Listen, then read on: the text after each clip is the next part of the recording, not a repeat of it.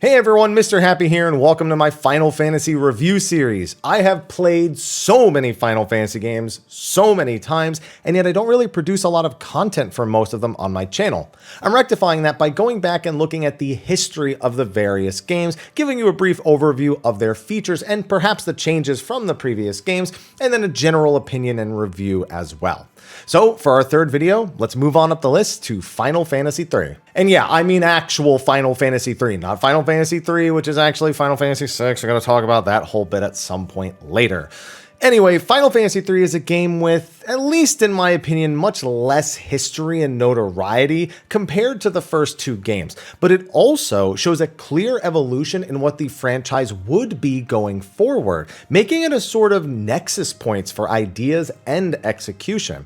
It featured a structure that kind of combined elements from Final Fantasies 1 and 2, though I always felt like it leaned more towards the first game. It features more nameless heroes, much like the original game, and a newly evolved job system from that first game as well. But it also has more of a focus on the narrative, something more like Final Fantasy II, with a lot of characters that are more personable or interactable than they are in the first game. The game's development, however, does stand out as another one of those awkward situations that Square found themselves in when they were trying to continue the franchise after Final Fantasy I. So some of the game's development actually took place alongside Final Fantasy II, leading to the issue, or the same issue that Final Fantasy II had, where the game's sole programmer, Nasir Jabeli, had to return to the United States because of an expired work visa. The team actually followed him with all the equipment they needed in order to finish both of these games. However, most people know about the tragedy that is the game ever coming outside of Japan. So the game's global release was supposed to be something that happened much earlier, but the timing of the initial Famicom release really kind of messed that up. So it was released on the Famicom in Japan pretty much the same year that the Super Famicom would release, which we of course would come to know as the Super Nintendo, which kind of instantly dated the game. It meant that while the team kind of wanted to localize it and release it like they did the first game, this time they decided that developing games for the Super Famicom was more important than localizing and releasing Final Fantasy III globally. So people wouldn't even get to play the original Final Fantasy III outside of Japan until 2006 when it was remade for the Nintendo DS. Apparently there was supposed to be a remake in Japan on the WonderSwan, which is like a mobile console that I've never actually seen before.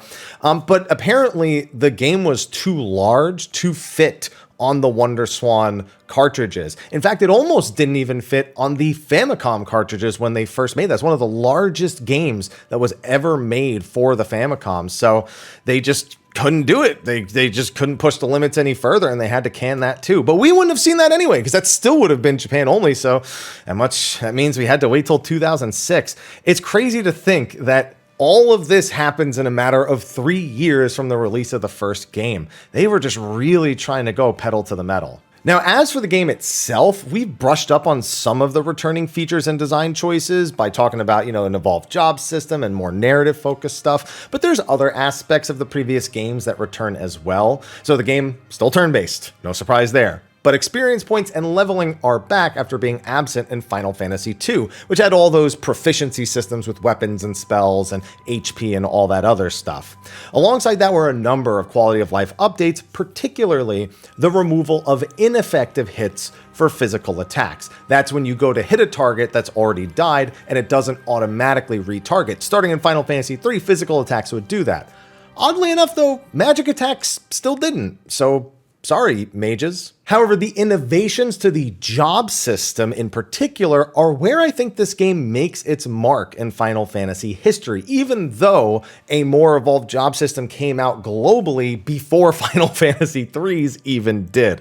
Unfortunate, but we gotta go with the OG on this one. So the 4 player characters start the game as the Onion Knight job, and that's a job that's really weak until the really high levels, which most players wouldn't even hit.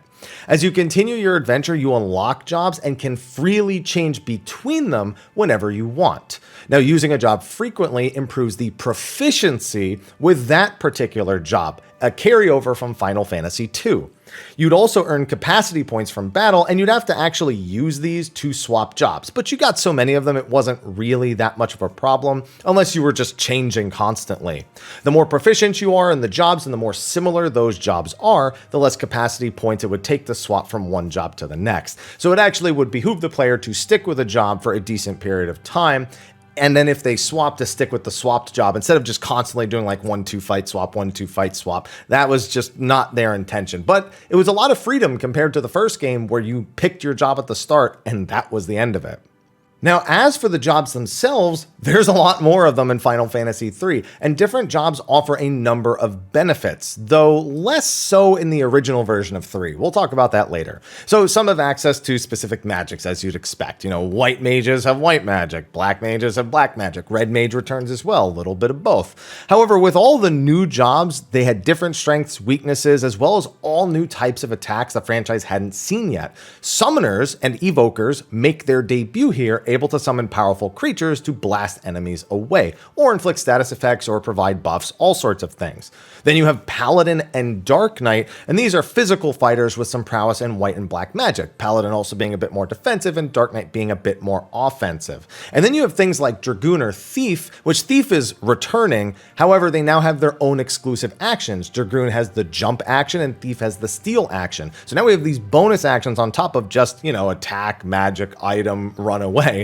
So, like I said, this was a big evolution and began the trend of special actions for jobs, which again, we unfortunately would see in Final Fantasy V because it released in the global audience before Final Fantasy III did. So unfortunate. On top of that, all the jobs have their own specific equipment, and many of them are exclusive to only 1 or 2 jobs. So you have to spend a lot of time if you want to accrue gear for the same job for multiple characters, because you can need as many as 4 sets across your entire party. And that could be quite time consuming. The game makes you pay a lot for those items most of the time, and you don't usually find them in the wild until slightly too late, except a few of them. Other than that, the game comes off as largely traditional. Travel town to town, defeat monsters, save the world. However, the difficulty of Final Fantasy III is quite high. It's much closer to Final Fantasy II in this regard than it is Final Fantasy I.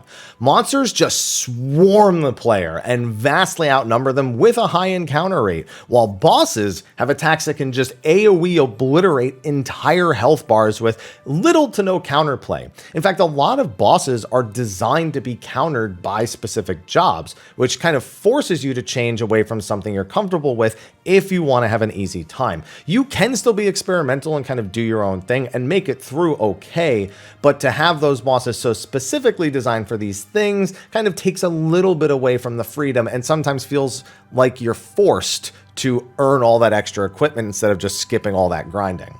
Not to mention, the difficulty really amps up in the final dungeon, the Crystal Tower. Now really iconic, with it being in Final Fantasy XIV, most people are aware of this place's origin, but its difficulty is something you need to experience for yourself. This features a multi-floor dungeon with a bonus dungeon in it in case you want to get some other equipment, mind you, but it has some of the toughest random encounters in the game, several bosses, and then another dungeon that is mandatory. You have an optional one and a mandatory one after you clear through the Crystal Tower, all leading up to the final boss, and you are not allowed to save the entire time. It is the most, I think, the most grueling and punishing final dungeon in all of Final Fantasy to this day. And that's, at least if you're playing the older versions. We have newer versions at this point, but still, it has its reputation. The game's exploration is also a bit more confusing, so there's a lot of different airships and traveling vessels to get around, and you seemingly gain and lose access to them non-stop, all the way to the end of the game, where you then have 2 different airships with different functions. So if you need to swap function, you have to fly back to the first one every single time you want to swap. And that's just never a great thing to do. So it's just a little bit more tedious. It really doesn't help that the final airship, the Invincible, its main gimmick is to jump over mountains. Yeah, they made a whole airship for that. I mean, it also has shops and beds and stuff like that in it, but that's its like major traveling function. So with the game details largely covered, now we can talk about the different versions of the game. The original Famicom Final Fantasy III is fine, but it's very difficult to obtain. So most people, for years, would lean to the 3D option. And let me just take my time with this. The 3D version was made for the Nintendo DS, which was later ported to iOS, which was then ported to Android and PSP, which was then ported to the Windows Phone, Wii U, and Nintendo 3DS Virtual Consoles, and finally to PC on Steam. So the 3D version on PC is still an option to this day, though it comes with a few changes from the original that can both help and hurt the experience. So the 3D version features much more diverse job abilities than the original. It's far more distinct and way more fun to experiment with the various jobs in the 3D version compared to the original. It also features updated graphics and a reworked early game, giving previously nameless heroes about an hour or two of backstory and character development. Honestly, it's kind of abandoned as a thing past those first couple of hours, so it feels a little bit just kind of drags the game on. But some people enjoy that, having a name to a face and more development, because it's, more RPG-ish. It definitely fit the times more, for sure. The supporting characters from the original also occasionally perform actions in battle. They would follow you in the original, but they wouldn't do anything other than just be with you. Here, they actually sometimes do a bonus action, which can really help out. There's also a new super boss in the post-game, the Iron Giant, but it's basically just, I'm gonna swing AoE attacks at you twice a turn, and good luck surviving. The original 3D version also had this mail system that was specifically built for the DS, where you can mail other people and NPCs to unlock side quests. The PC version does away with the player-to-player emails, but retains the Mogmail quest throughout the game, unlocking some important stuff as you go. Most importantly, though, are the changes to the job system as a whole. Now, I mentioned the more diverse jobs, but the team wanted to also come up with an alternative to the capacity point system. Instead, they implemented the job penalty system, which weakens your character for a set number of fights anytime you swap jobs. This penalty stacks up to 9 encounters, with the penalty reducing the more proficient you already are in both of the respective jobs. This penalty just adds an extra layer of tedium to switching jobs, which can make it feel bad to switch and even worse than when it was capacity points. The difficulty in the 3D version is also notorious due to some key changes made to enemy numbers in combat. Due to the reduction of total enemies able to be rendered with the 3D engine, they basically doubled everything's attack power in the game, or in some cases doubled the amount of attacks they can use in a single turn, or both. Already difficult bosses are now amplified and can sometimes just wipe you out with no counterplay whatsoever. Super frustrating. And guess what? That's true for that final dungeon again, which once again, you cannot save throughout all of the Crystal Tower. There is a trick to save your progress in there, but something most people won't do. However, getting away from the 3D version, my personal recommendation is the Pixel remaster that is available on Steam Mobile and soon PlayStation and Switch. Whereas with Final Fantasies 1 and 2 having things like Dawn of Souls and 20th Anniversary versions, which had bonus content and lots of quality of life stuff that was definitely appreciated, and probably a longer individual play life cycle, I suppose, this one features a ton of stuff that just make the original Final Fantasy 3 better to play, and it's really only up against the 3D version in terms of which version you're going to pick. It features updated pixel graphics from the original games, updates to all the jobs, even further updates than the 3D version. I think these are even better, and awesome, and I mean awesome, by far the best of the remastered soundtracks from the Pixel remasters. It has maps, treasure trackers, and a complete removal of both capacity points and the job swap penalties. It is the most straightforward and fun version of the game, with some difficulty still surviving on the more notorious bosses. However, with frequent availability to saving and an immensely useful autosave feature, progress is never set back too far if you make a mistake. It doesn't have that Iron Giant boss, and obviously the Crystal Tower is going to be a bit easier with that extra security, but it is just an upgrade in so many ways that I have to recommend this version. Now, as for my personal opinion on Final Fantasy III, it's always felt like the game that walked so that the franchise could run, especially its successor Final Fantasy V, which was exposed to more people before Final Fantasy III. There's so many great and important ideas that are born from this game, and I respect it for that. But it's also a game that just feels like it's worse in every way than other games. It's still fun. Don't get me wrong. Final Fantasy III Pixel Remaster is a fun and fine time, but you can just see how it's gotten better since then as well. However, the 3D version, in my opinion, is one of the worst Final Fantasy games ever made. The 3D PC version also has like a ton of technical issues because I guess the modern day operating systems aren't made for that 3D engine. Like I had a ton of audio issues and visual glitches, and I had to like mod it to get it to work properly. In my opinion, it just wasn't worth it without running like Windows and like compatibility mode or something like that. I just can't imagine going back after playing the Pixel Remaster, so definitely pick that one. I mean that sincerely. And that's going to be a wrap for my video on the history, overview, and review of Final Fantasy III. Be sure to like, favorite, subscribe, and share, and stay tuned because the next several games are ones that I know a lot of you will mark as your personal favorites. Anyway, I'll see you in the next one, and until then, take care.